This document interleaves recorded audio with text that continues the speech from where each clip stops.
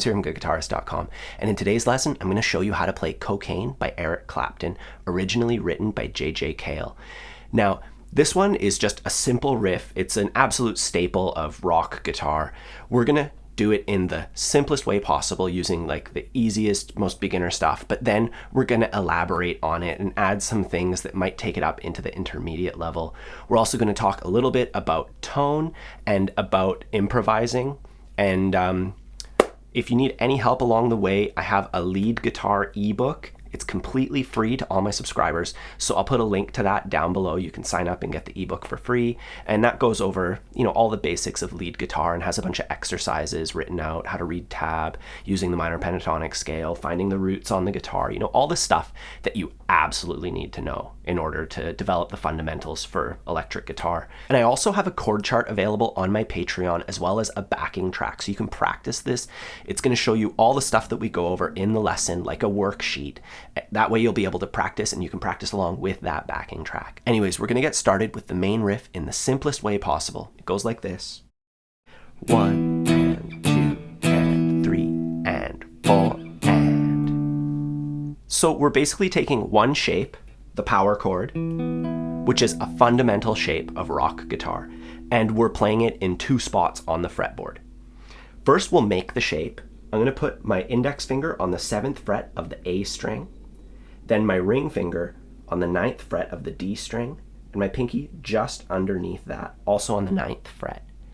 And it's really important to mute the excess strings. That's the hardest part of this whole song, is to basically here, you can see the tip of my index finger is underneath the thickest string, which mutes it. We're playing these next 3 strings, and then these top 2 strings are muted by the underside of my first finger. So my first finger is doing all the work. And I recommend trying that. It may seem a little tricky at first, but you will get the hang of it pretty quick. We're just going to press the 7th fret, the same spot, and the tip of our fingers under there, and the rest of our fingers just lightly touching those. You have to curve it a little bit, and if you strum all the strings, you should only hear that one note, and the rest of them will be muted. That's something that takes a while to get used to, but once you do, you're totally going to hit next level with electric guitar. Being able to mute the excess strings is so important. If you can't do it yet, don't worry, we're still going to be able to play this riff. So we have our shape, the power chord. We strum it 2 times, and then, paying attention to our first finger, we're going to bring it down to the 5th fret. So the first finger is the leader, these 2 fingers are the followers. We're going to maintain the same shape. This power chord shape you can bring all over the fretboard to play like a billion songs. It's the rhythm chord for rock guitar. Anyways, we're playing it at the 5th fret, 1 time, and then we're coming back up to 7. So just a recap, we're going, following our first finger, 7, 7, 5, 7. So I want you to try that, just going back and forth between 7 and 5 to get used to it. If you can mute all the strings, you should hit all the strings. That gives it a big percussive feeling. But if you're not ready to do that yet, you can always just focus on the A string and the D string. Just aim for those 2 strings. This one you might hit, you might not. It's like an insurance policy. You have your finger down on it just in case you hit it, but all you need is those 2 notes to make it sound like the thing. Just try that, just going 7, 7, 5, 7. We could even count out the rhythm. 1 and 2 and 3 and 4 and 1 and 2 and 3 and 4 and 1 and 2 and 3 and 4 and. And now we're going to add one last thing. We're going to go 7, 5, and that happens on 4 and. So all in all, it goes 1 and 2 and 3 and 4 and 1, 2 and 3 and again. 1 and 2 and 3 and 4 and 1 and 2 and 3 and 4 and 1 and 2 and 3 and 4 and 2. One more time, 3 and 4. 1 and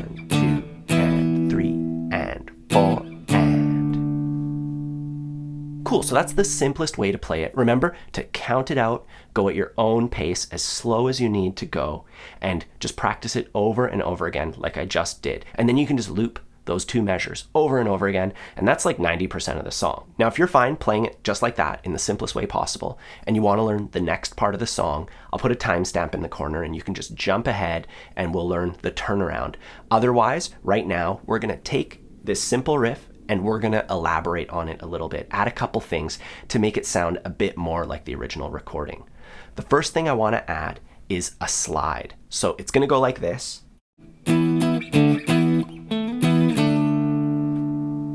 So we're adding a slide in the middle of our riff. We start out the same way, and then here we're going to go down to this position. Our ring finger is on the 7th fret of the D string. We pluck that string and we slide up to the 9th fret. So try that a few times. Get a nice slide going. I aim to land my finger just beside the fret. Maintain steady pressure. Be mindful of where your thumb is placed. If your thumb is too far out that way, sliding is going to be really tough. It's going to put a lot of pressure on your wrist. So have your thumb I have mine behind where my middle finger is. And that makes it a bit of an easier slide. And after we perform that slide, we're in position to complete our power chord shape and finish our riff. So it's really simple. We're just adding one little thing to it. And as far as the timing's concerned, this slide actually happens between the counting that we're already doing. We have to go 1E and 2E and 3E and 4E and. So it's happening on the and of 3. 3E and 4E and. So we're doing 16th note counting. Let's just try that part, just the second half of the riff. We're starting out in this position with our power chord on the 5th fret, and we're gonna go 3, E, and and then we go 4, E, and So you can see how it all lines up there. We're just counting it out and playing it over and over again. 1, E, and 2, E, and 3, E, and 4, E, and 1, E, and 2E and 3E and 4E and 1E and 2E and 3E and 4E and. So try it just like that. That's going to get everything to lock into the beat. And when you're ready, we can drop the counting and just kind of feel it out. The first step is to count it out, get it all down systematically. Now we're going to do it nice and slow, play through the whole riff with that slide added to it. 1 and 2 and 3 and 4 and. 1 and 2 and 3, 4 and.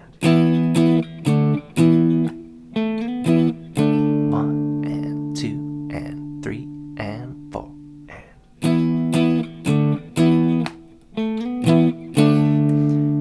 2 and 3 and 4 and.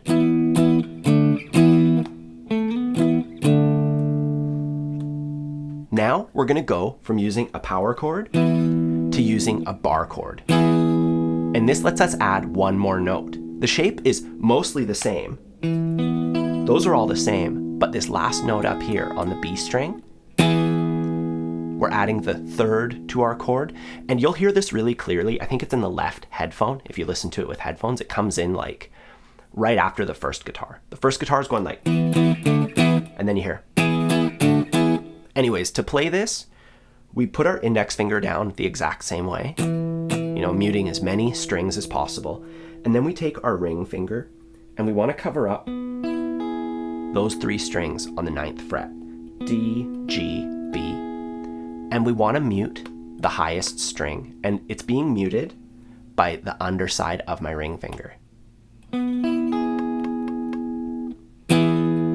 So the outside strings are muted, otherwise we're playing the middle 4 strings.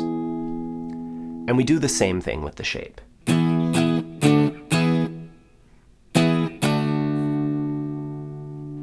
And if learning this bar chord seems impossible to you, I have a course, Barre Chords Made Easy, where we start with the power chord and we build on it one step at a time until we get to the point where this is a totally normal thing. So please check that out if you're interested. Anyways, we're going to take this shape and we're going to do the exact same thing with it. So let's try it out nice and slow. 3 and 4 and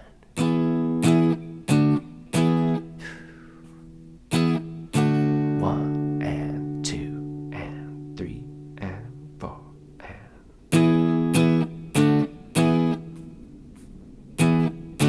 1 and 2 and 3 and 4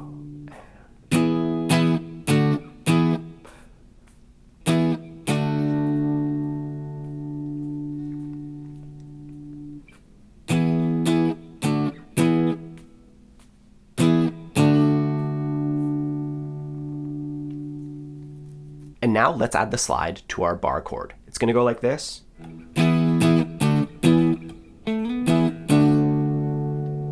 So it's mostly the same thing, except as we're doing the slide, our finger is flat.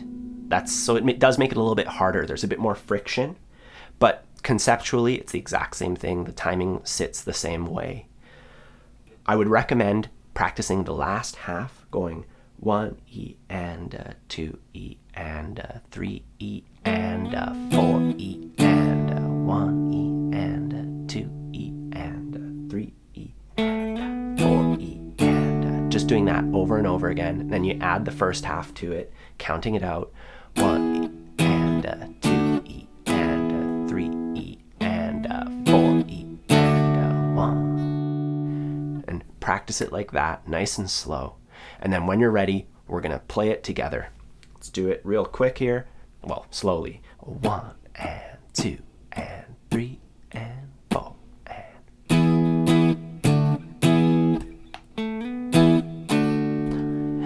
2 and 3 and 4 and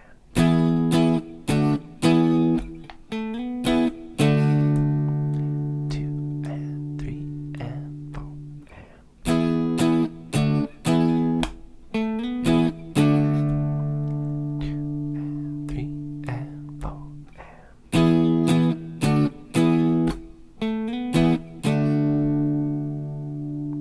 All right, all that's left to learn now is the turnaround, which is the easiest part of the tune. It goes like this.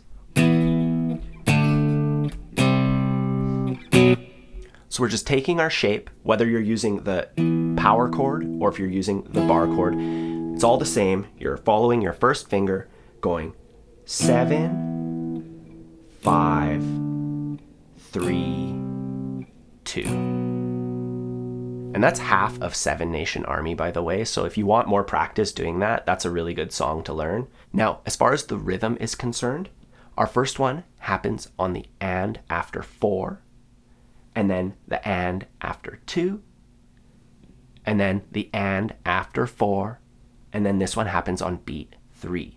So this turnaround takes up a couple measures, and you can see the counting right here. Just take a moment and just see where everything lies. We're going to count out loud, and then we're going to play on the correct beats, like this. 1 and 2 and 3 and 4 and 1 and 2 and 3 and 4 and 1 and 2 and 3. And as far as duration is concerned, long, long, long, and then short. So take a moment with that, and when you're ready, we're going to play it together. You can always just watch me do it, see what's going on, and then rewind and try it with me after. Here we go. 1 and 2 and 3 and 4 and 1 and 2 and 3 and 4 and 1 and 2 and 3 and 4. 1 and 2 and 3 and 4 and 2 and 3 and 4 and 1 and 2 and 3. Now, when we're putting it all together, we play the main riff 4 times. That's our intro. Then we do main riff 4 times, turnaround, main riff 2 times. That's generally our form for this. We do that again. Then there's a solo over the main riff only, and that happens 12 times. Then we do our normal chunk, main riff 4 times, turnaround, main riff 2 times. And then we do another turnaround and our main riff 2 times, and then it fades out on our main riff. So the form is pretty simple. I recommend writing this down now and listening to the song as you read this. That's a really good way to learn how the song goes in order. That way you can kind of connect it and just be able to expect when things are coming. That's really what understanding the form is hearing it just ahead of time so you know what part's coming next. So you read that as you are listening to the original recording, and it's an invaluable tool. As far as what we're going to do, we're just going to play our main riff 4 times, play the turnaround, play our main riff a couple more times, our normal chunk. We're going to do that 2 times, just so you can practice transitioning between the parts. Here we go, nice and slow. 1 and 2 and 3 and 4 and...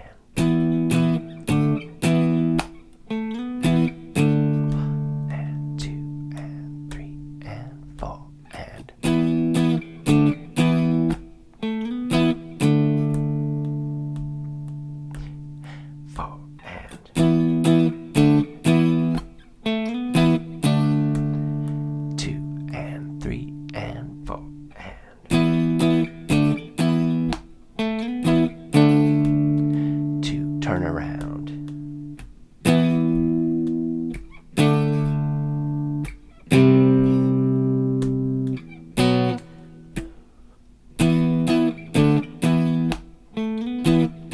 One and two and three and four and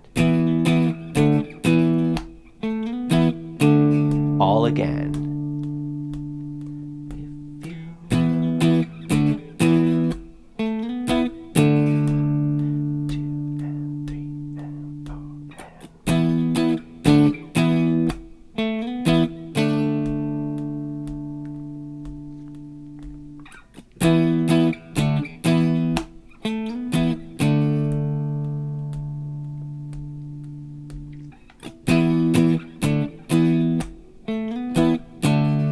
Turn around.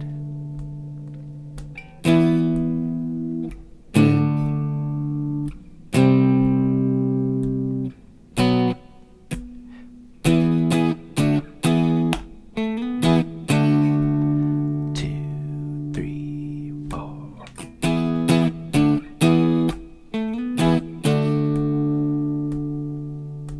Cool, so I just want to discuss a couple more things. First is the tone. Now, legend has it, he's playing a Strat through a 57 Deluxe, which is just an old school Fender amplifier. And getting good tone out of your amp, because a lot of people ask for amp settings, it really depends on your touch, on the guitar, on a lot of things. You can't just set your amp the same way and get the same results. Now, louder is better. That's usually the secret, is people just turn their amps up really high and they start sounding amazing. And you can't really do that in an apartment, in your bedroom, late at night. So there are lots of ways around that, like using guitar pedals and all sorts of stuff.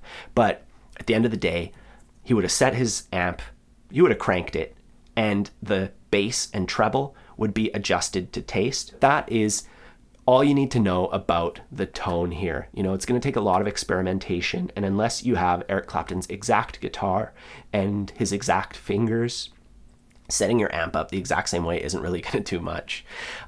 As far as improvising on this tune is concerned, first things first, we would be using the E minor pentatonic scale.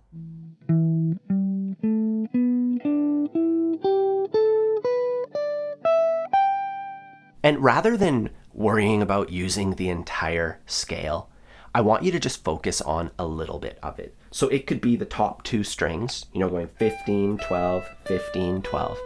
Just that, and try to make music with just those 2 strings. I also would recommend this part right here. We're going on the A string, 12, 14, 12, 14, 12, 14. It makes like a little 3x3 box on the guitar, and that's really good because it uses your strongest fingers.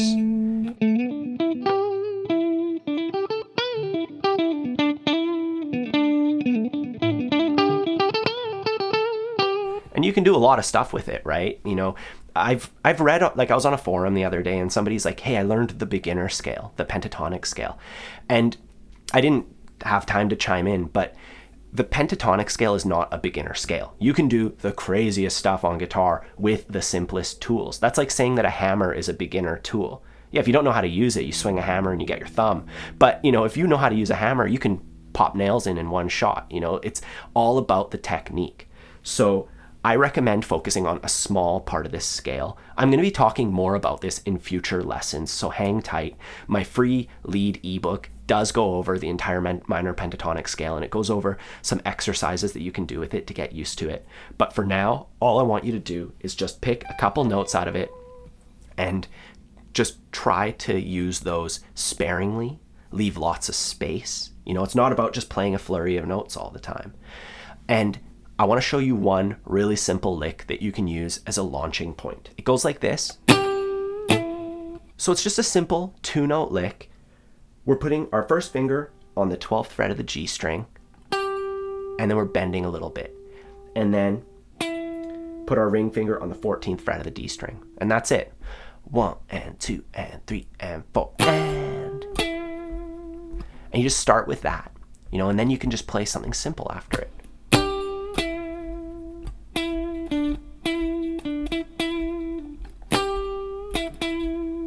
Yeah, that's all I wanted to do, was just a little bit of a talk on improv.